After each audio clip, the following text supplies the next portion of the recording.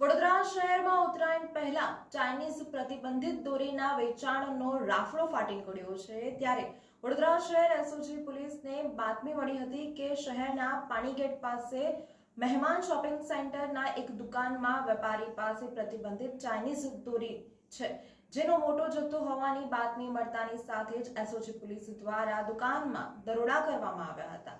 દરોડા પાડતાની સાથે જ એસઓજી પોલીસે 2.40 લાખની પ્રતિબંધિત ચાઇનીઝ દોરીના 480 બોક્સ ઝડપી પાડ્યા છે। સાથે જ દુકાનદારની ધરપકડ કરી અન્ય એકને વોન્ટેડ જાહેર કરી કાયદેસરની કાર્યવાહી હાથ ધરી છે।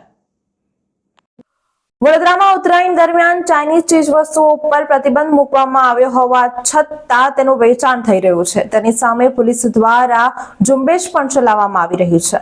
તાજેતરમાં જ માંજલપુર વિસ્તારમાંથી પોલીસે 1000 નંગ ચાઇનીઝ તુક્કલ સાથે 2 યુવકોની ધરપકડ કરી લીધી હતી, જ્યારે પાણીગેટ વિસ્તારમાં પણ વધુ એક દુકાનદારને ઝડપી પાડવામાં આવ્યો છે। પાણીગેટના મહેમાન શોપિંગ સેન્ટરમાં એક દુકાનદાર પાસે ચાઇનીઝ દોરીનો મોટો જથ્થો હોવાની બાતમી મળતાની સાથે જ એસઓજીની ટીમે દરોડા પાડ્યા હતા। પોલીસે દુકાનમાંથી 2.40 લાખની કિંમતની ચાઇનીઝ દોરીના 480 બોક્સ સાથે વેપારી હાફિઝ અલી મોહમ્મદ મેમણ હિના અપાર્ટમેન્ટ આયુર્વેદિક કોલેજ પાસે પાણીગેટ મૂળ રહે મોગલવાડાને ઝડપી પાડ્યો હતો।